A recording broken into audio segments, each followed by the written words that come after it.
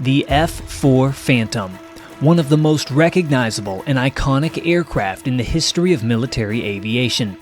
Its famous durability, speed, and effectiveness as a combat fighter makes it one of the most widely used military jets in history.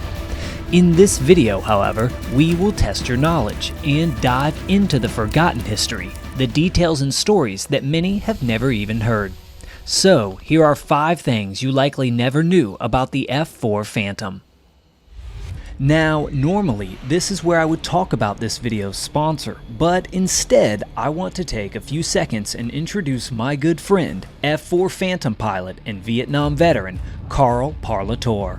I'm not a video guy, I'm not into that kind of stuff, but one day I was watching, I was on the computer and I noticed this advertisement about this new game called War Thunder, and it had to do with airplanes, and since I'm an old fighter pilot, I said, geez, I gotta try this. Well, that was a mistake for me because once I started to play the game, I got hooked. And I've been on War Thunder for, I don't know, 5.5 years straight. Every day I get on the game and I play it and I thoroughly enjoy it. It's the closest thing to combat I could think of than actually being in combat. Right, this is from a guy who's been shot down, guys, by the way. If Carl enjoys War Thunder, so will you. So support TJ3 History today and try it totally free at the link below and join the best vehicle combat game around. Available for PC, PS5, Xbox Series X and S, and previous gen consoles. Without further ado, enjoy. To begin our list for today, we will start at appropriately the beginning of the F-4 Phantom. Specifically, we will go over some of the unusual and unorthodox design choices that were utilized in this fighter. Now, in order to understand why this was such an unusual aircraft when it entered service, let's look at some of the most common aircraft utilized by the US military in the decades before Vietnam. The F-9 Panther, the F-84 Thunderjet, and the F-86 Sabre. Now, what can we notice about all of these aircraft? The primary difference is they only have one man in the cockpit. This is where we see our first unique feature of the F-4 Phantom. Unlike any of the other fighter aircraft in US history at this time, the F-4 Phantom utilized a 2-man crew. The use of a 2-man crew in a fighter jet, to me, is one of the most interesting developments in fighter aircraft after World War II. And it certainly is because the weapons system became so much more complex. If you take in the case, even the old World War II TBM, where you have a bombardier, you have a 3-man crew. You have a pilot, you got a machine gunner, and you have a bombardier in the belly of the aircraft, separating the tasks. One gets to focus on dropping the torpedoes or the bombs. You got a machine gunner that's like defending you against enemy aircraft coming in to get you, and the pilot who's essentially doing, the navigating and machine gunning from the wing guns and something like that. You get to the point where you have like this F-4, where now you have something that is flying extremely fast, or can fly extremely fast, supersonic speeds. And the way, I think, to me, the pivotal difference is the sophistication of the radar system. The AUG-10 radar, for example, being able to find multiple adversaries at the same time, and so you have a separate crew person who is managing, those targets and those threats, while the pilot can look out for adversary aircraft coming in and still navigate the plane and keep it on course. So I think at the end of the day, it means that the workload of the aircrew, because of the technology, certainly helped, but the sophistication of it just really rose way past to where they were when they were flying Hellcats or P-51s. And having a 2-man crew where you divided that labor became necessary. Now, let's see how well you know the F-4. What was the name of this aviator that sat in the second seat? A. The RIO, Radar Intercept Officer, B. Jib, Guy in Back, C. Voice in the luggage compartment, or D. All of the above? Surprisingly, the answer is all of the above. And no, I'm not making that up. But no worries if you missed that one, there's plenty more trivia coming. And make sure to comment at the end so that we can see what you knew. Now, throughout the history of the F-4, this Jib was generally a certified navigator in charge of the radar, weapons, and targeting systems. But this was not always the case. The US Air Force initially actually tried to put a second pilot in the back seat. And although from this position they could fly and land the aircraft in a general sense, pilots usually disliked operating the aircraft from the back. This was because the line of sight was very limited and there were far fewer instruments that were visible from this position. So shortly after, the US Air Force made it clear that exclusively specialized radar operators were to sit in the back seat, rather than certified pilots. But this was not the only unique design choice that can be seen in the F-4 Phantom compared to its counterparts. As we look to the tail section of the F-4, we can see that there is another interesting feature. So one of the interesting things about the F-4 is the horizontal stabilizer, which is not quite horizontal. It's got a dihedral to it. It's actually an inverted airfoil. So normally a horizontal stabilizer is an airfoil with the lift on the top. This is just the opposite. The lift is on the bottom, so that when you're controlling it, you get a more downward force, which is what which apparently is what they wanted when they designed this. But it is an unusual thing about the F-4. And after the tail, we can look forward to check out the wings to see another interesting detail. So the F-4 is a Navy aircraft. It was originally designed for the Navy, has folding wings. And the reason it has folding wings is to make more room to stow the airplane on the carrier. I don't know if this is a true story or not, but supposedly somebody tried to take off an F-4 from land with the wings folded, and he actually got it into the air. I don't know what actually happened. I assume he got back. I don't know if that's a true story or not, but I've been told that that's happened. But one of the interesting things you can see here is all the locking pins, right? Because when you bring the wing down, you've got to be able to lock it in place. And so you can see all the locking pins here, and it's all hydraulic. So one of the things on the checklist was you better make sure your wings are deployed and not stowed. After this interview with Mike, I followed up on this story, and it turns out he is exactly right. Apparently, on multiple occasions, F-4 pilots actually forgot to raise the wings. But because of the pure power of the Phantom and the small folding section of the wings, they were able to get airborne, as can be seen here. Now, that was the easy stuff. The facts will only get more obscure from here. Up next at number 4, we will take a look at the world records broken by the F-4 Phantom. To begin with, the very first record that the F-4 set was actually an altitude record in 1959. Let's see if you know this one. What was the top altitude that was reached in the famous record-setting flight by Commander Lawrence Flint? A. 38,100 feet, B. 47,200 feet, C. 68,800 feet, or D. 98,500 feet. The Phantom was a very well-used aircraft in test and evaluation by both the Navy and the Air Force. They would do altitude testing on it, and in particular, pilots that found themselves in test pilot jobs were tasked with stressing the aircraft in many different ways, and one of them was altitude. And altitude is useful for evasion purposes, it's useful for observation purposes, and it's got a few other uses, but the Phantom in particular did a world record flight of over 98,000 feet. which is pretty darn incredible. I mean, I think that's like space. It's almost like space at that point. So pretty incredible feat. If you got this one right, well done, because a flight at 98,000 feet was practically unheard of in 1959. For perspective, at that altitude, the view of the sky outside the cockpit is mostly black at that point. And in addition to simply flying at this altitude, the time that it took to get there was also set by the F-4.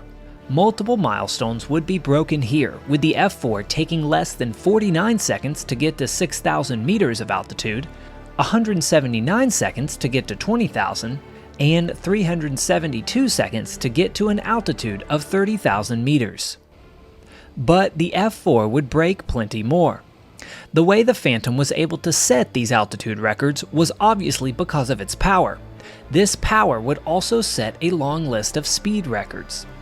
In 1960, the F-4 broke the record for a 100-kilometer closed course with a speed of 1,390 miles per hour.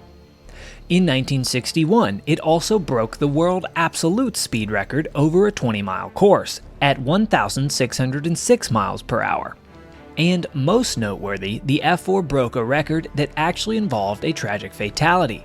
In 1961, this would be a speed record for a 3-mile closed course when flying exclusively below 125 feet of altitude. The speed record set here would be a mind-boggling 902 miles per hour. This, however, was only set on the second attempt. During the first attempt at breaking this record, Commander J.L. Felsman was piloting and attempting a run when he experienced a mechanical failure in his aircraft. This small failure caused the airframe of the F-4 to break apart in midair, killing both himself and the backseater. This would be recorded as the first fatality in the F-4 Phantom. At number 3, we will move to the armament of the F-4. Now, we have clearly learned that the F-4 Phantom could get to the combat zone and perform in the air once it was there. But what sort of firepower did it bring to the table?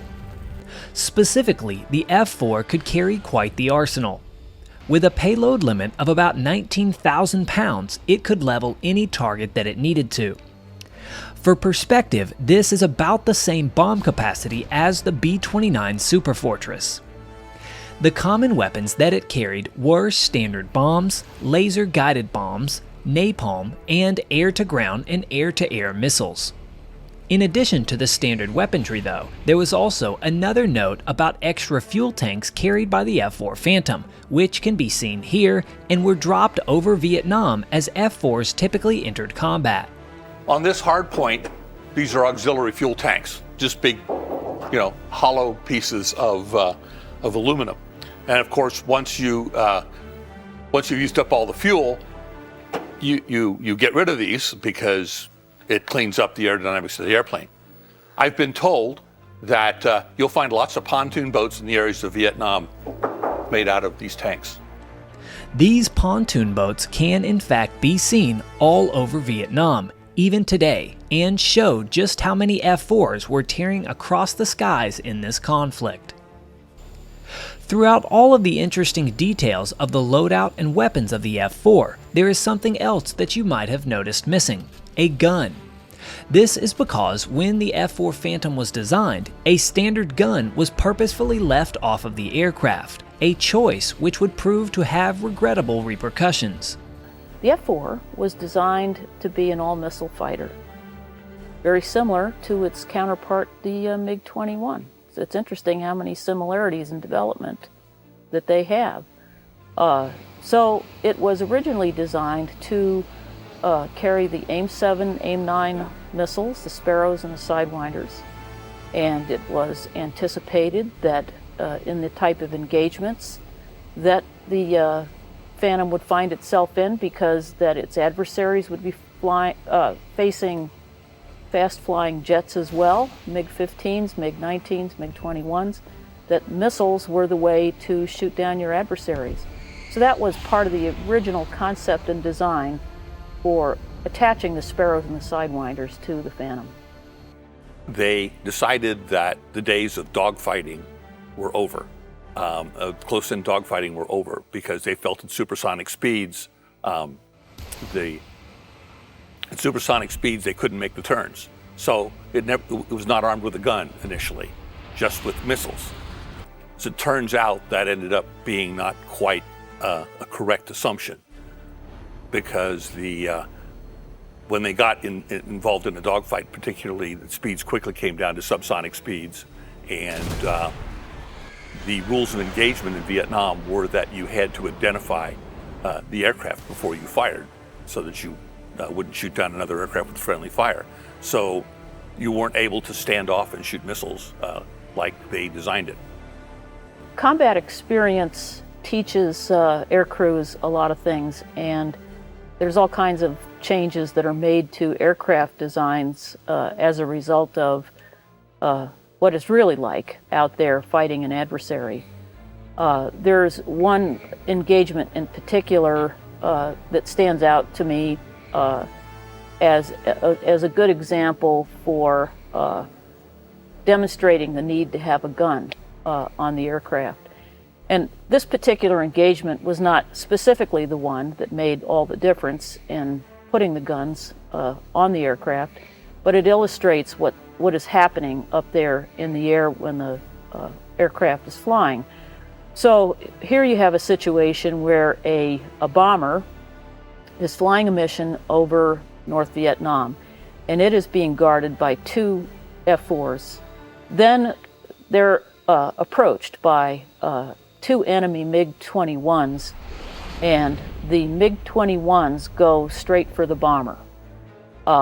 And the bomber does a nosedive. They're flying at 30,000 feet. The bomber takes a nosedive down to, say, 10,000 feet to get away from these MiGs. But in the meantime, here you have two MiGs, two F-4s, and they're essentially alternating each other in a spiral down to 10,000 feet. So you have bomber, then you have the first MiG, then the F-4, another MiG, and another F-4, and they're spiraling down to the ground. And the proximity, the speed, and the characteristics of the aircraft make it, in some cases, more difficult for a missile to be effective in hitting the MiG. It gives the pilot a great deal more control in a situation like that to employ the tactics that have been learned in previous decades, where they, when they're flying and they anticipate the movement of the aircraft to flow into where the stream of bullets are, simply because, you know, in some cases there's only, if you're in a spiral, there's a limit for where you're going to go. And that might be a bit of an oversimplification of it, but that's one good example of actual combat where it's certainly justified having a gun. And that's why the 20mm cannon, one of the reasons why the 20mm cannon was put on the Phantom. As mentioned, eventually, F-4 Phantoms would be outfitted with cannons that played a major role in the success of the F-4 as an interceptor. Up next, at number 2, we will look at the first ever recorded aerial victory for the F-4. But first, let's test your knowledge and see if you already know it. Was the first air-to-air kill of the F-4 Phantom A MiG-9, B a MiG-15, C a MiG-17, or D a MiG-21? The correct answer is C a MiG-17. But the story is likely quite a bit more complicated than you might think. This kill would take place on April 9th of 1965. In this mission, Terrence Murphy and his radio officer, Ronald Fagan, took off from the USS Ranger as part of a flight of F-4s that were assigned to fly a patrol mission over the Gulf of Tonkin. At approximately 8:40 a.m., the flight of Phantoms engaged a group of MiG-17 fighters. It would later be discovered that these were actually not North Vietnamese aircraft, but Chinese MiGs. Apparently, in the dogfight, Murphy quickly pulled behind a MiG and fired a missile, downing the first fighter of the Vietnam War for the United States and the first kill attributed to the F-4. But then, after this, something strange happened. Murphy and his backseater Fagan were never heard from again. There were never any reported sightings of their aircraft going down or being hit, but they failed to check in with the flight leader after this engagement. According to the records available, there are two theories to their fate. First, it is very possible that they were immediately shot down by another one of the Chinese MiGs. This is likely the most probable outcome according to most historians. But there is also some evidence that suggests Murphy's F-4 could have also been downed by someone else, a friendly F-4 Phantom. This is based on a report that was sent out by the Chinese shortly after that stated a US fighter was shot down by the missile of another US fighter. It does, however, seem odd that the Chinese would lie about this, as one would believe they would have preferred to claim that their own pilots had scored a kill. But regardless, Murphy and Fagan were shot down and never heard from again. Despite a large search of 2,000 square miles that lasted 2 days, they were never recovered, and their fate has never been definitively determined. Unfortunately, as many details of this engagement are still classified, we might not know for some time. Finally, we will look at the last F-4 Phantoms to see combat use. This will be your final question, so let's see if you can finish strong. What nation is the last nation to actually use the F-4 Phantom in a combat role? A. Israel, B. Japan, C. Germany, D. Iran. The correct answer here is surprisingly D. Iran. And impressively, the F-4 Phantom is actually still listed as an active combat fighter for Iran and a few other smaller countries today, placing the active service life of the Phantom at more than 60 years. This most recent combat appearance made by the Phantom was in 2014 against ISIS. This would have likely never been made public were it not for a video that apparently captured an Iranian F-4 bombing ISIS positions. In the brief clip of footage, the plane can clearly be identified as an F-4 Phantom. Interestingly, although normally on opposing sides, this battle with ISIS meant that the United States and Iran would have a common enemy. Although not formally allies, the F-4 Phantom in 2014 was still fighting against the enemies of the United States 6 decades after it first entered service. Don't forget to download War Thunder at the link below to join the best vehicle combat game around, totally free. A big thank you to Airbase Arizona here in Mesa for allowing us to get this beautiful commentary and information on these aircraft. If you want to support what they do and thank them for helping to make this video possible, use the link here and go check out their incredible museum and get a ride on one of their warbirds today.